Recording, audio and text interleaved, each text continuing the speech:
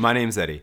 Today I'm going to show you how to get the lead guitar sounds from Siamese Dream on your pedal board. I've already covered the rhythm guitar sound in another video. I also showed how I use post-production to get closer to the lead guitar sound. I'll put a link to the other video in the description below. So in order to achieve these sounds, I used 7 pedals. The first pedal, and probably the most important pedal for getting the lead guitar sounds from Siamese Dream, is this pedal. This is a Jordan Buzz Tone. It's a copy of that slide guitar fuzz that was used so much on Siamese Dream. Yeah, this is key. If you can't get this one and you want to spend less money, you can go get the Satisfaction by Electro Harmonix. This one. You can go get the Satisfaction. Some people think this is a Maestro fuzz tone, but most people are aware that this is just this. There's a couple component pads on here you'd have to modify to make it truly be this, but it's not that difficult. And if you want to see how to do that, we could do that one day. The next pedal you're going to need is an Electro Harmonix Microsynth. Now, this is one of the reissues. The old ones are quite expensive and quite nice, but this one completely works. Next up, I have an MXR Phase 100. You can use any other phaser for this, as long as it's not a completely wild phaser. An MXR Phase 90 is a great substitute for this. I'm going to be using a Made by Mike Distortion 2 to sub in for the MXR Distortion 2 that Billy used. This sound is part of the Siamese Dream sound, but it's not the be-all end-all. You know, this into a big muff was not all that was required. We do need this though, and that's why it's here with me today. The next thing you'll need is a compressor. Now, really, these two kind of go together. If you've ever played a microsynth, you'll know that the notes don't hold for very long. So if you use a compressor, you can get the notes to stay longer. So for that alone, we need a compressor. Now, of course, this wouldn't be anything related to the Smashing Pumpkins without an op-amp Big Muff. Today we're going to use a Made by Mike 78 IC Muff. He custom did this one for me to have a switch between a V5 and a V4 Big Muff. This was from a test to see if the V4 circuit was exactly what was used in Siamese Dream. There's not a really big difference though. It's just one single resistor that changes the tone stack. I'll be demonstrating the difference between those in another video. For today though, we're just going to leave it on V5, which is what every other op-amp Big Muff is based on. Now, lastly, I said I was going to get all those recorded sounds on my pedal board, and a big part of the Siamese Dream recorded sound, and this applies to most of the leads, is a Strymon Deco. Now, obviously this didn't exist when Siamese Dream was recorded. You might be wondering what role this fills. Well, this fills in the role of the tape machine that was used to record Siamese Dream. If you listen to the leads, you're going to hear there's this slight buzzy sound. It's like an echo. And that's just the 2 reels of tape being slightly out from one another.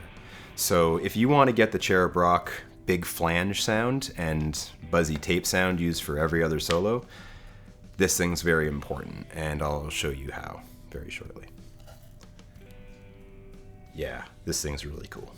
Okay, so let's build a pedal board for playing the leads. Alright, so here's the board we're going to use. Now, we're going to add a couple more things to this board over our 7 pedals. One thing we're going to add is a loop switcher. And in the interest of making this just an all-around Smashing Pumpkins board, we're going to add an Eventide Harmonizer. So you can take this build and call this something you could use for just playing anything from Siamese Dream.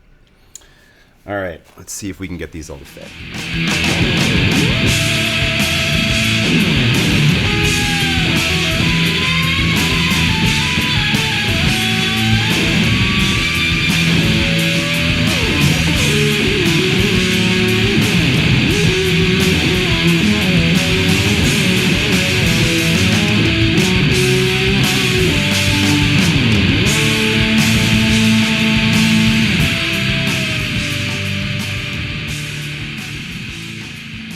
So the way this works is this is a loop switcher. This allows me to turn on either this effects loop or this effects loop.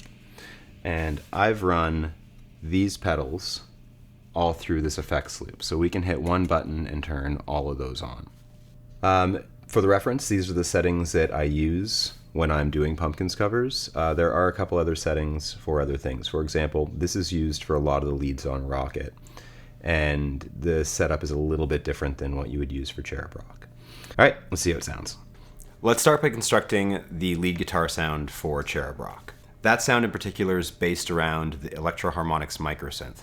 It's used in a lot of other songs across Siamese Dream, but Cherub Rock is probably the best example of the Microsynth being used in a pretty fantastic way. So this is the bass sound of the Microsynth.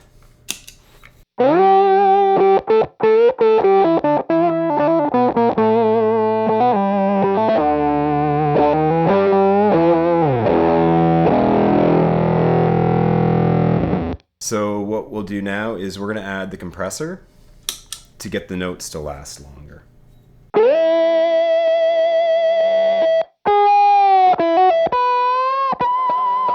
So after that, we add in the buzz tone.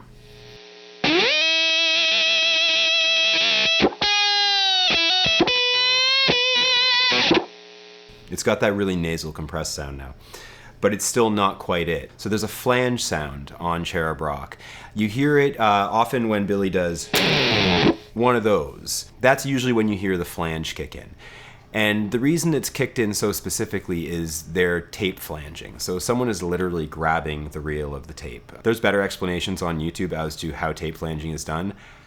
I'm not the person to ask.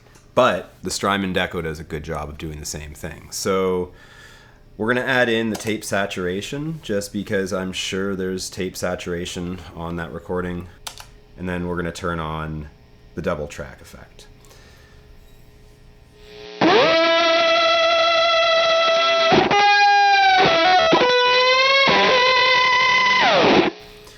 And that is the sound. Now, the only thing it's missing is that flange. And this is why I love the Deco so much. So I didn't do this in my cover, but if you're ever playing it live and you want to get that effect, the Strymon Deco has a press and hold, and it's a really cool feature. Check this out.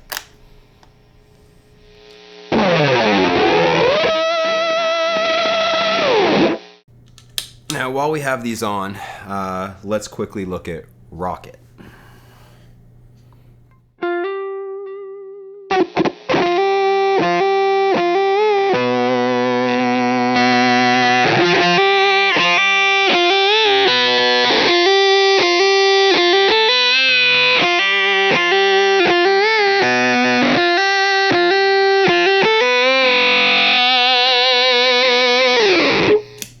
It's basically the same as Cherub Rock. The only difference is we take the tape out and we add in the phaser.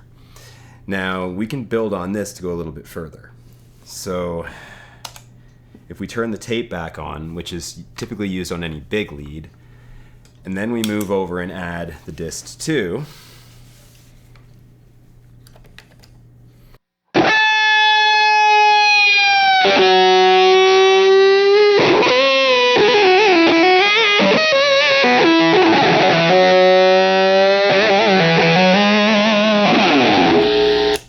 there's quiet. So quiet is basically the same thing, but a little bit more drive added in from the Dist 2. So next up, we're going to turn off the compressor and the Microsynth, and we're just going to leave the buzz tone, the phaser, the Dist 2, and the Strymon on.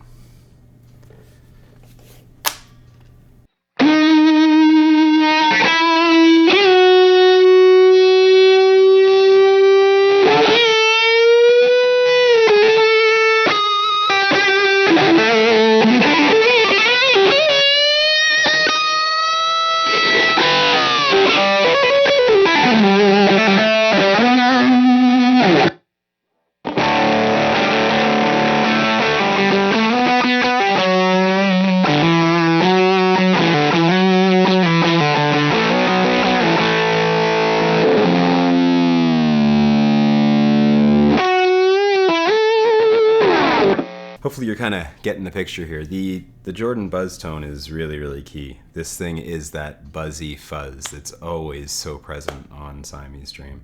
Okay, lastly, the times when the big muff is used. Mayonnaise. I don't even think I remember how the solo goes.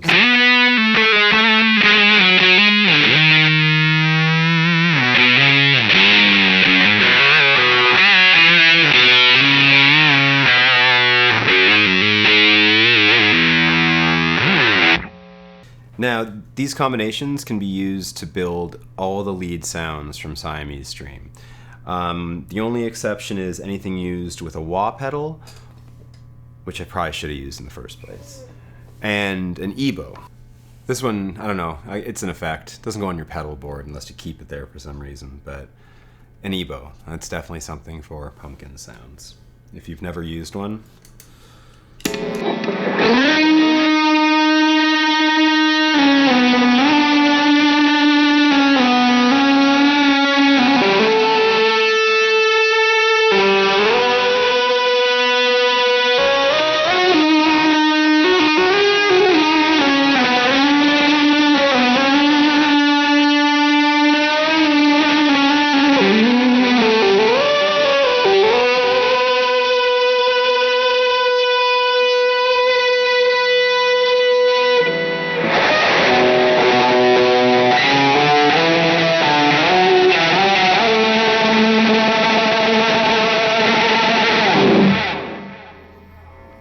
Ebows.